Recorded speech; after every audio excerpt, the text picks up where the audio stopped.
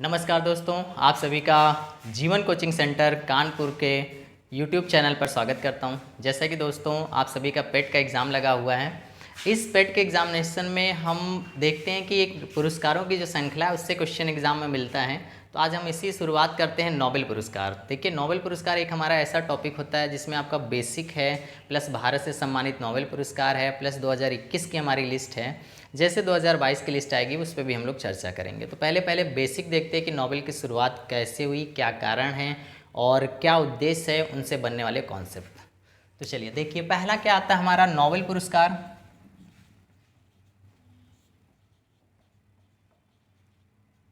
पहला ही पॉइंट हमारा ये आता है, वर्तमान में हम बात करें तो विश्व का सर्वोच्च पुरस्कार है। विश्व का सर्वोच्च पुरस्कार है हमारा नोबेल पुरस्कार। नेक्स्ट दोस्तों हमारे पास पॉइंट आता है, नोबेल पुरस्कार किसकी याद में दिया जाता है। तो वो हमारा पॉइंट आता है आपका अल्फ्रेड नोबेल। नेक्स्ट क्वेश्चन हमारा पूछा जाता है, नोबेल पुरस्कार किस तिथि को दिया जाता है। तो बात करते हैं दोस्तों, नोबेल पुरस्कार हमारा 10 दिसंबर को दिया जाता है। नेक्स्ट पॉइंट हमारा आता है, नोबेल पुरस्कार की शुरुआत कब की गई। तो नोबेल पुरस्कार की हम बात करें दोस्तों तो 1901 से शुरुआत किया गया।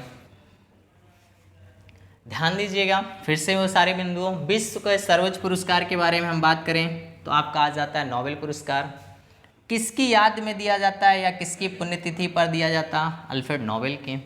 नेक्स्ट क्वेश्चन दोस्तों, नोबेल पुरस्कार किस तिथि को दिया जाता है। तो नोबेल पुरस्कार आपका 10 दिसंबर को दिया जाता है। नेक्स्ट पॉइंट, नोबेल पुरस्कार की शुरुआत कब से की गई। तो 1901 से की गई। इधर देखेंगे अन्य बिंदुओं पर। नेक्स्ट दोस्तों हम बात करें, नोबेल पुरस्कार कितने क्षेत्रों में दिया जाता है। तो दोस्तों हम बात करते हैं तो नोबेल पुरस्कार जो है आपके स्टार्टिंग में 5 क्षेत्रों में दिया जाता था। बाद में आपका एक नया सेक्शन बढ़ा, वो छठा सेक्शन बना। तो पहले स्टार्टिंग देखते हैं कितने क्षेत्रों में दिया जाता था। तो आपका पहला क्षेत्र आता था शांति यानी पीस का क्षेत्र। दूसरा हम दोस्तों बात करें साहित्य यानी लिटरेचर। तीसरा दोस्तों अगर हम बात करते हैं तो आपका आता है भौतिकी यानी फिजिक्स। चौथी बात करें हम दोस्तों तो आता है आपका रसायन यानी केमिस्ट्री। पांचवा दोस्तों अगर हम बात करते हैं तो वो आता है आपका चिकित्सा यानी मेडिसिन।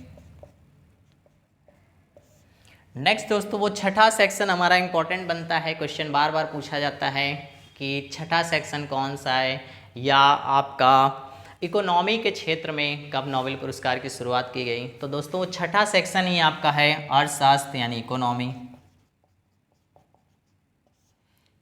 एक बार फिर से चीज़ों को समझिएगा, जब हम बात करते हैं दोस्तों 1901 यानी नोबेल पुरस्कार की जब शुरुआत की गई थी, उस समय शांति, साहित्य, भौतिकी, रसायन और चिकित्सा के क्षेत्र में नोबेल पुरस्कार दिया जाता था।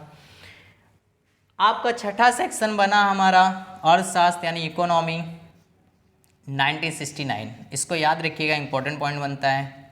1969 में पहली बार अर्थशास्त्र के क्षेत्र में नोबेल पुरस्कार की शुरुआत की गई, जो इम्पोर्टेंट बनती है। तो वर्तमान में हम बात करें तो नोबेल पुरस्कार कितने क्षेत्रों में दिया जाता है। तो वो 6 क्षेत्रों में दिया जाता है। आपने अभी इन सारे क्षेत्रों को देखा। कोई भी क्वेश्चन आपका इस तरीके से ऑब्जेक्टिव बनता है कि किस क्षेत्र में नोबेल पुरस्कार नहीं दिया जाता है, तो ये 6 सेक्शन के अलावा अगर कोई भी आपका होता है, जैसे मान लीजिए खेल के क्षेत्र में, सिनेमा के क्षेत्र में या इस तरीके से, तो वो आपका आंसर हो जाएगा किस क्षेत्र में नहीं दिया जाता है। अब यहाँ से दोस्तों क्वेश्चन एक और बनता है, इसमें भी आपके जो 6 क्षेत्र हैं इनमें से शांति के क्षेत्र का जो नोबेल पुरस्कार दिया जाता है वो क्वेश्चन पूछा जाता है आपका। शांति का जो नोबेल पुरस्कार है वो आपका ओस्लो यानी नार्वे, ओस्लो यानी नार्वे में दिया जाता है। अन्य सभी की हम बात करते हैं तो जो आपके 5 क्षेत्र हैं उन सभी को स्टॉकहोम,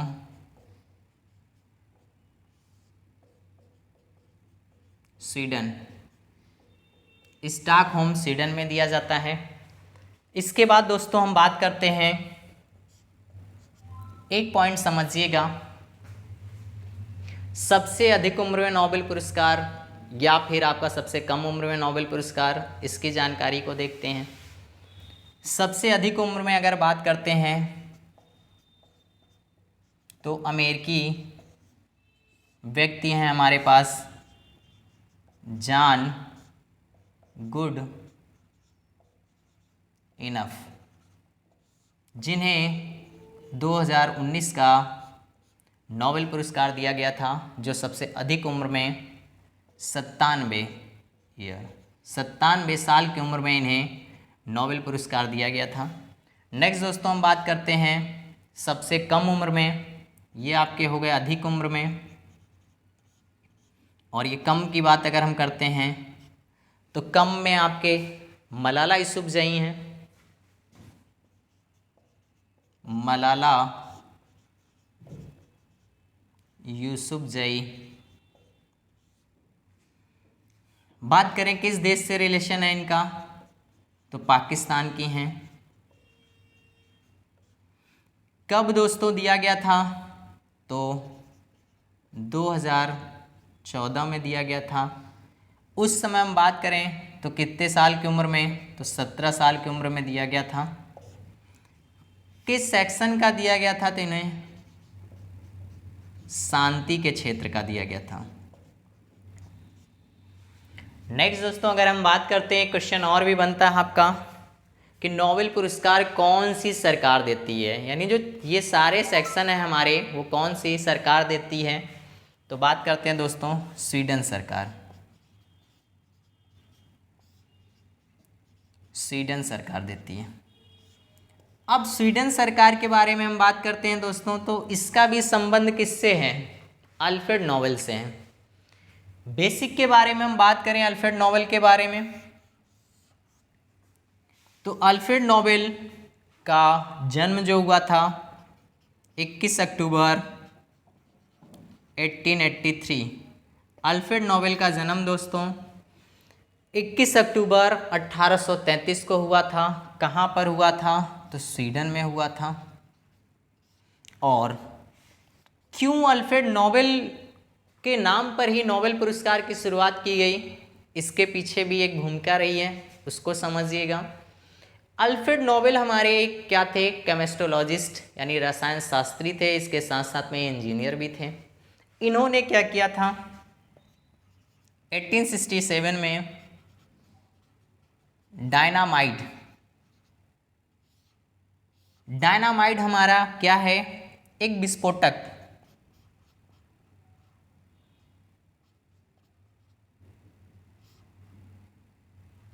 एक विस्फोटक पदार्थ है जिसकी खोज इन्होंने 1867 में की थी, जो एक बहुत बड़ी उपलब्धि मानी जाती है।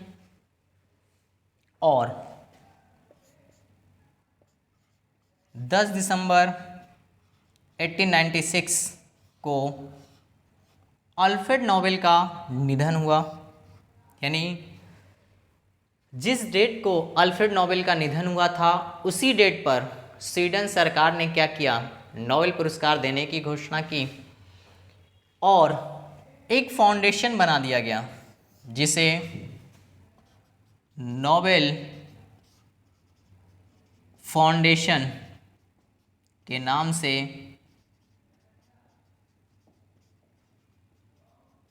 जाना जाता है। अब दोस्तों अगर हम बात करते हैं बेसिक के बारे में और कुछ चीज़ें देखिएगा, जैसे नोबेल पुरस्कार के तहत धनराशि के बारे में हम बात करें तो 1 करोड़ क्रोन की धनराशि दी जाती है। लेकिन हम अगर भारत की करेंसी में बात करते हैं तो 6.45 करोड़ रुपए की धनराशि आपके पिछले वर्ष यानी 2021 में आपके जिन लोगों को नोबेल पुरस्कार दिया गया था उसमें ये पुरस्कार आपकी धनराशि दी गई थी। अब दोस्तों अगर हम एक बार फिर से इन चीज़ों पे देखें तो किस तरीके से आपके क्वेश्चन बनेंगे शॉर्ट टर्म में, आप समझिएगा। अब देखिए ये सारी चीज़ें आपको जैसे लिखी हैं, आप इसका स्क्रीनशॉट कर सकते हैं। कॉन्सेप्ट को समझेंगे। नोबेल पुरस्कार उठाते हैं आप तो पहला पॉइंट विश्व का सर्वोच्च पुरस्कार है। नोबेल पुरस्कार किसकी याद में या किसके पुण्यतिथि पर देते हैं? Alfred Nobel. दूसरा पॉइंट आता है नोबेल पुरस्कार किस डेट को देते हैं? तो 10 दिसंबर को देते हैं। नोबेल पुरस्कार की शुरुआत कब से की गई? 1901 से की गई। फिर आते हैं नोबेल पुरस्कार कौन सी सरकार देती है? स्वीडन सरकार देती है। किस फाउंडेशन के द्वारा दिया जाता है? नोबेल फाउंडेशन के द्वारा दिया जाता है।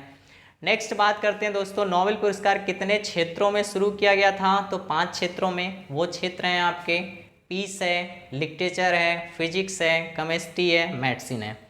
वो छठा सेक्शन आपका जुड़ा 1969 में कौन सा? इकोनॉमी, अर्थशास्त्र का। यानी वर्तमान में बात करें कितने क्षेत्रों में नोबेल पुरस्कार देते हैं? 6 क्षेत्रों में देते हैं। बेसिक के तौर पे हम बात करें, फिर इसके बाद क्वेश्चन आपका बनता है शांति का नोबेल पुरस्कार कहाँ पर दिया जाता है? कई बार क्वेश्चन आया, इंपॉर्टेंट भी है। ओस्लो में दिया जाता है। किसकी बात करें हम दोस्तों? तो नॉर्वे की कैपिटल है आपकी। नेक्स्ट हम बात करते हैं दोस्तों अन्य जो है हमारे पुरस्कार स्वीडन यानी स्टॉकहोम में दिए जाते हैं। सबसे अधिक उम्र में बात करते हैं तो जॉन गुडेनफ हैं जिन्हें 2019 का 97 साल में दिया गया। सबसे कम उम्र के बारे में बात करते हैं मलाला यूसुफजई हैं जो पाकिस्तान से संबंधित हैं। 2014 में शांति का नोबेल पुरस्कार दिया गया 17 साल की उम्र में।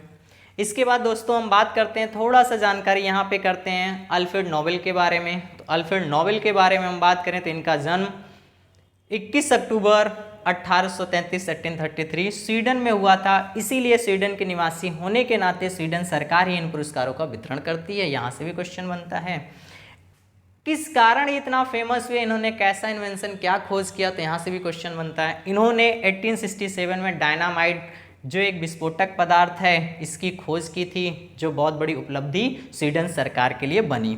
फिर इन्होंने क्या किया, अब इसके द्वारा जो इन्हें अमाउंट्स मिला उसके द्वारा एक फाउंडेशन बना दिया था जिसे नोबेल फाउंडेशन के नाम से जाना गया। इनकी डेथ के उपरांत 10 दिसंबर 1896 1896 को जब इनकी डेथ होती है उसके बाद 10 ही दिसंबर को आपकी स्वीडन सरकार इस पुरस्कारों की घोषणा करती है और 1901 से प्रत्येक वर्ष इन पुरस्कारों का वितरण करती है। अब दोस्तों हम सभी का जो दूसरा पॉइंट बनता है भारत से सम्मानित भारतीयों के बारे में बनेगा, तो उस लिस्ट के बारे में चर्चा करते हैं।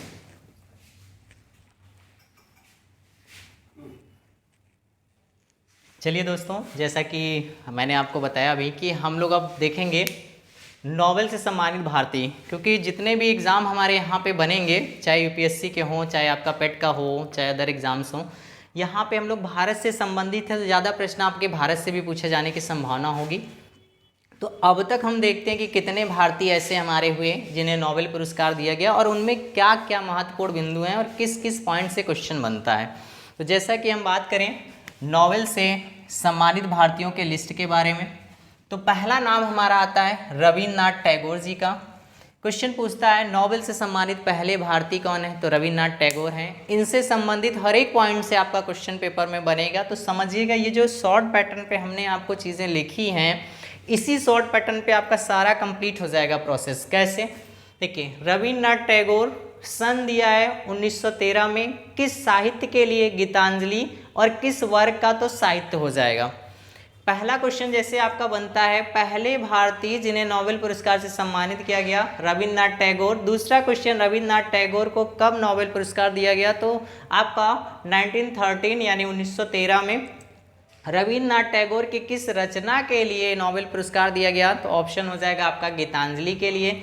नेक्स्ट क्वेश्चन दोस्तों पूछता है रविन्द्रनाथ टैगोर को नोबेल पुरस्कार किस क्षेत्र का दिया गया? तो साहित्य का। यानी बनने वाले आपके पॉइंट्स देख रहे हैं 1 2 3 4, यानी 4 ही पॉइंट से आपके क्वेश्चन बनेंगे। एक बार में आप इनको कंसल्ट करेंगे तो आपका सारा पॉइंट तैयार हो जाएगा।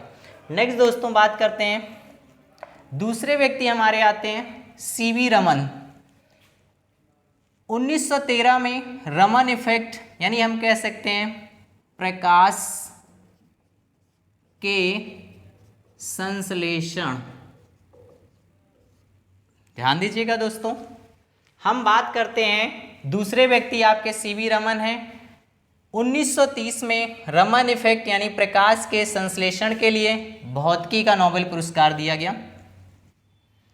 तीसरे व्यक्ति के बारे में बात करते हैं, हरगोविंद खुराना। 1968 में सिंथेटिक यानी बात करें दोस्तों तो कृत्रिम जीन के संश्लेषण के लिए, सिंथेटिक या कृत्रिम जीन के संश्लेषण के लिए हरगोविंद खुराना जी को चिकित्सा यानी मेडिसिन का नोबेल पुरस्कार दिया गया। नेक्स्ट दोस्तों बात करते हैं आपके 4th नंबर पे, और पहली महिला, देखिए ध्यान दीजिएगा, पहली महिला और पहले पुरुष से क्वेश्चन आता है। तो यहाँ बात करें मदर टेरेसा, 1979 शांति का नोबेल पुरस्कार इन्हें दिया गया।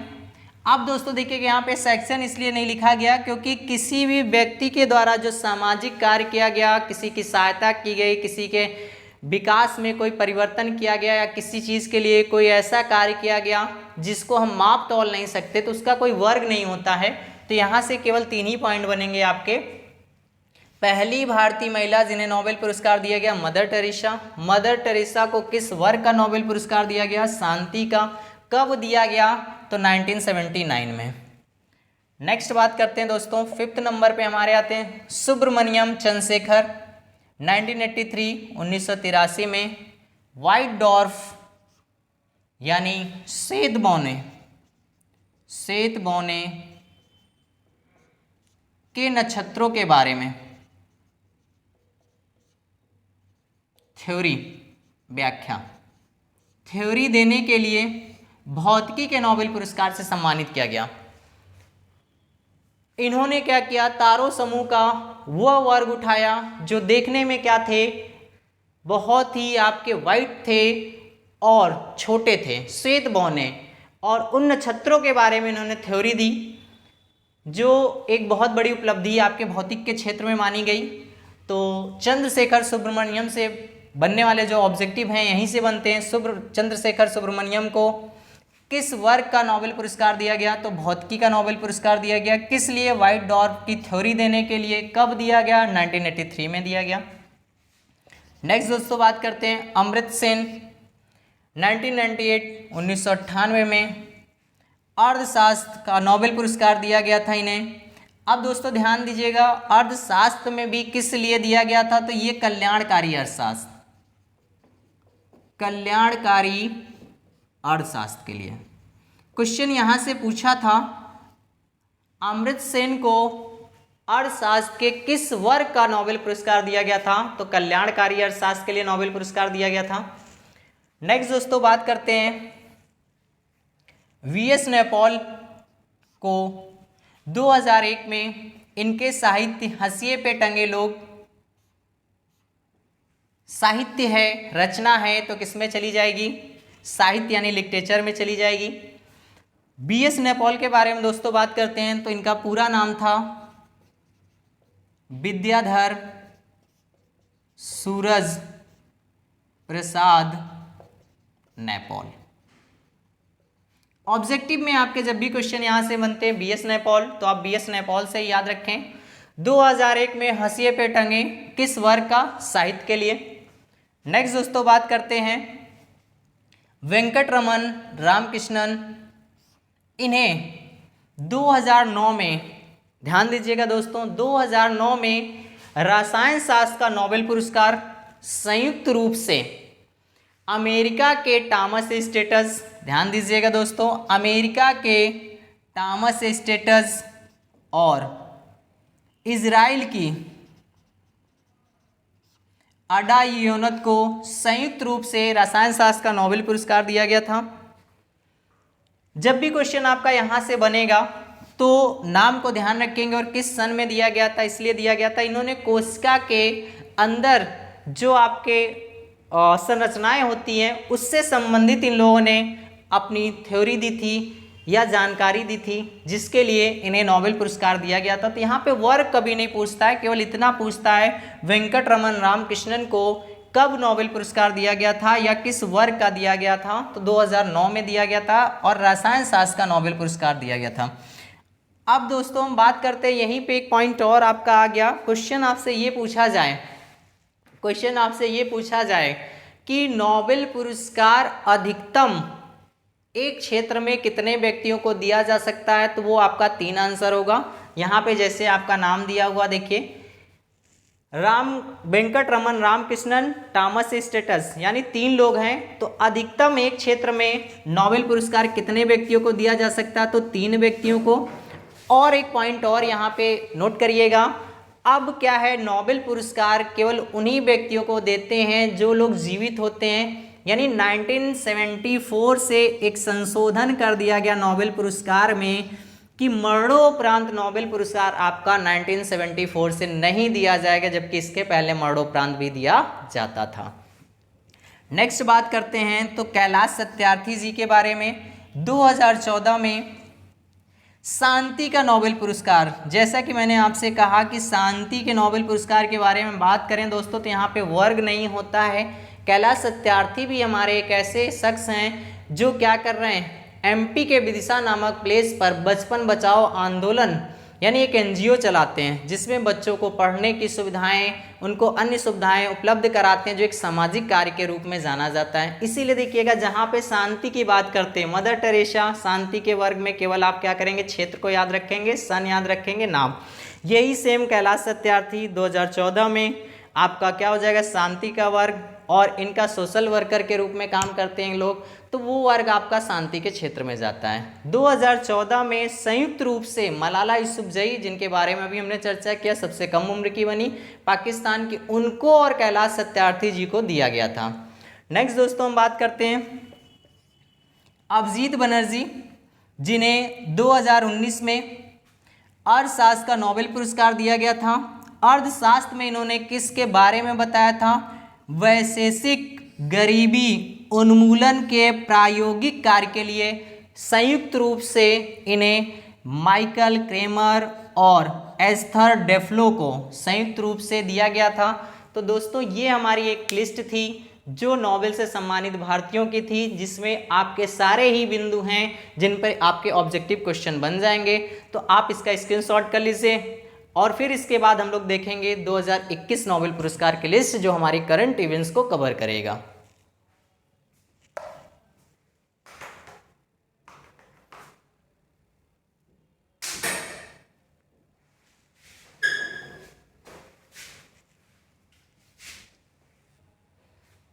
दोस्तों देखिएगा, नोबेल पुरस्कार 2021 जैसे ही 2022 का आ जाएगा, हमारे चैनल के द्वारा, हमारी टीम के द्वारा आपको अपडेट करा दिया जाएगा। अभी जो भी एग्ज़ाम देने जा रहे हैं आप, उसमें जो भी क्वेश्चन आपके बनेंगे वो नोबेल पुरस्कार 2021 से ही बनेगा। और इनमें जो महत्वपूर्ण है सेक्शन, उनको भी ध्यान देंगे। देखिए, ज़्यादातर जो हमारे पेपर में प्रश्न बनते हैं वो शांति और साहित्य से, तो पेपर में शांति और साहित्य जरूर देखकर आप जाएँ, इनको तैयार करके जाएँ। आइए पूरी लिस्ट 2021 के बारे में हम लोग चर्चा करते हैं, किस सेक्शन में किसे किसे दिया गया और वो किस देश से संबंधित हैं। तो दोस्तों पहला हम बात करते हैं शांति यानी पीस के क्षेत्र में।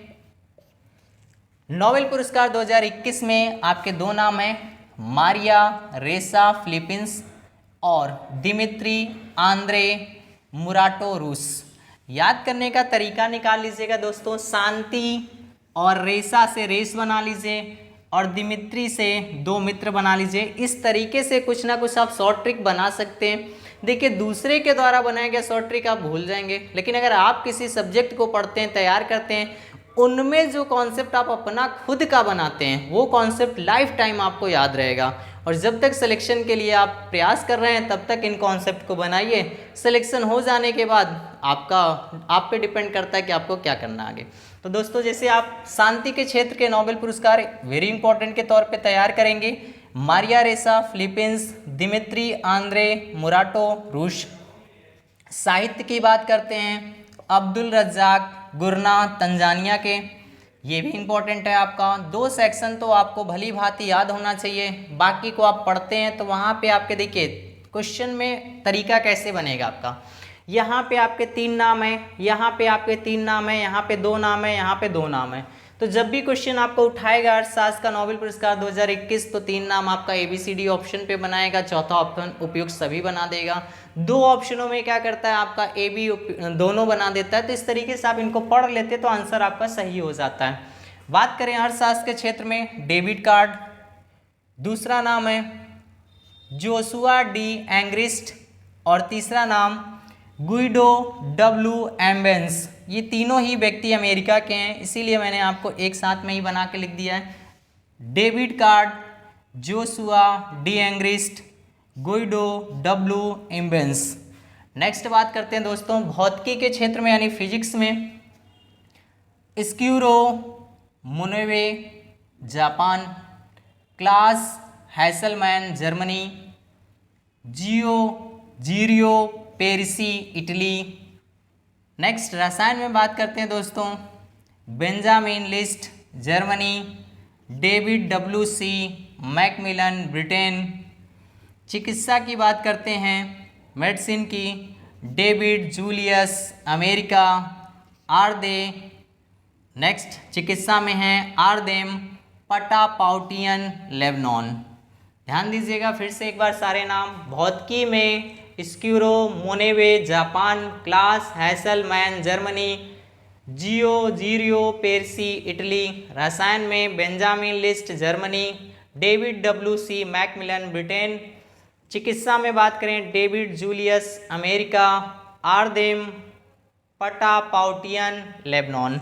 इसका स्क्रीनशॉट ले लें दोस्तों और इस लिस्ट को ध्यान दें। चलिए इसके बाद देखिएगा दोस्तों, जो लोग भी आप हमारे चैनल से जुड़े हैं इस चैनल को लाइक करें, सब्सक्राइब करें और अपने दोस्तों तक शेयर करें। बाकी नेक्स्ट वीडियो के साथ मिलते हैं। Thank you.